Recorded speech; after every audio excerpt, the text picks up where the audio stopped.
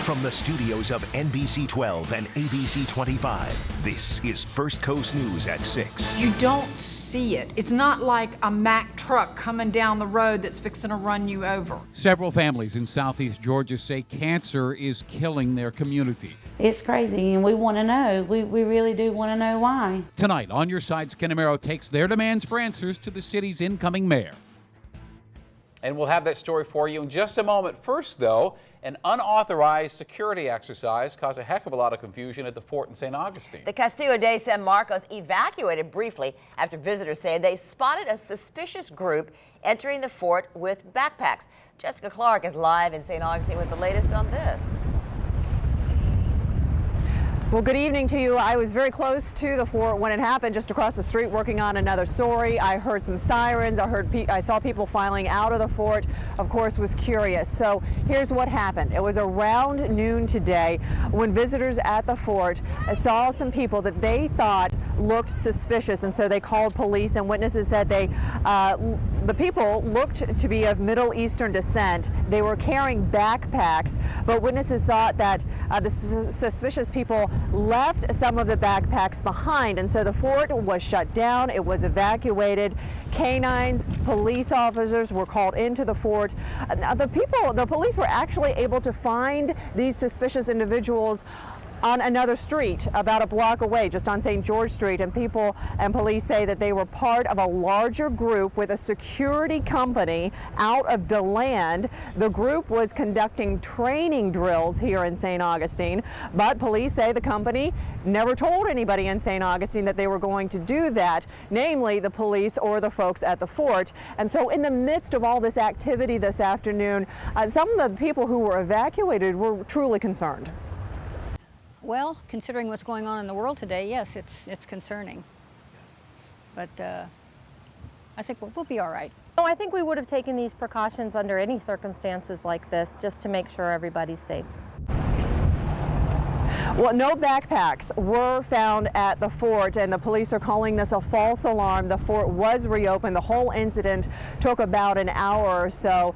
The chief ranger here told me that in the 9 years she has worked at the fort, this has never happened where it has been evacuated and shut down. Let me tell you, the fort folks are not happy about this, not being notified about this particular security drill by this company from out of town because of the disruption that it caused here this afternoon. We're live in St. Augustine. Jessica Clark, First Coast News, NBC 12, ABC 25. We're not happy. Thanks for that report, Jess.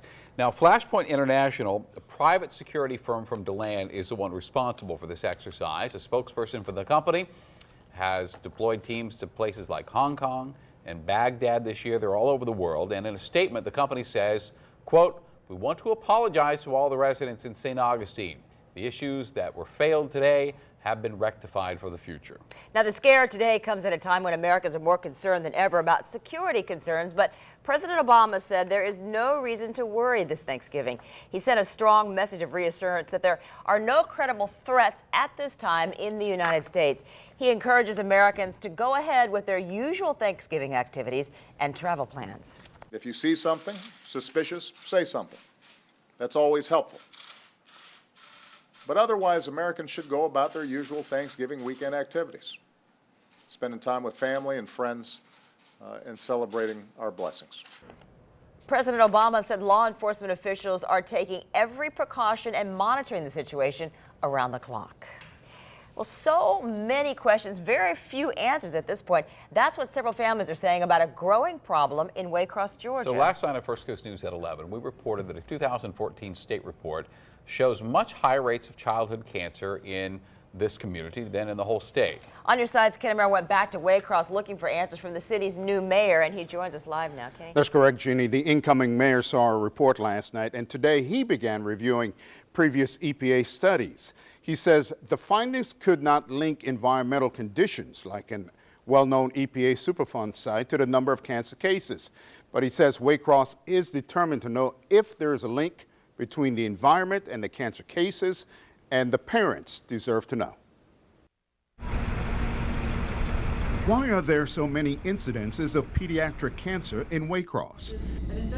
I met with these families, and that's what they wanted to know. But how many more's got to be diagnosed before somebody says, okay, there's a problem? This summer alone, 4 cases of a rare cancer were diagnosed in a 2-month period. 14-year-old Lexi Crawford is one of those cases. She has rhabdomyosarcoma. You just like give up or fight. And what did you decide to do? To fight it.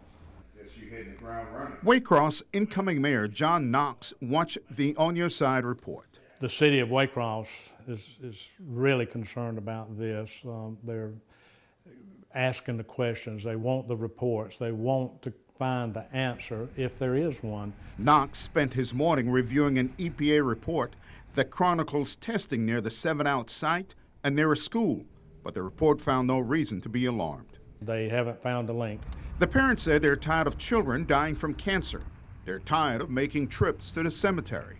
We want to find the answer if there's an answer that can be found. The Georgia Department of Public Health says the community is now being closely investigated by its cancer epidemiologists.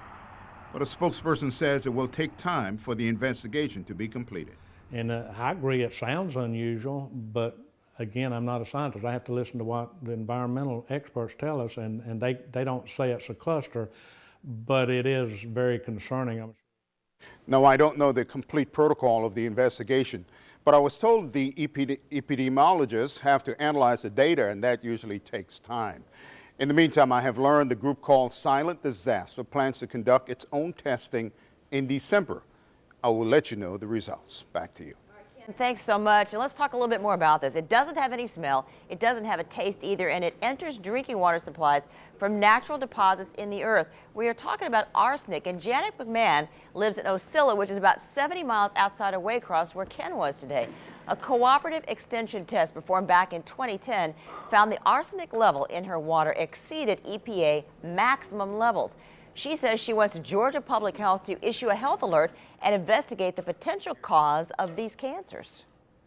They are not warning the public. Until you stop what is causing the cancer, you can't cure it.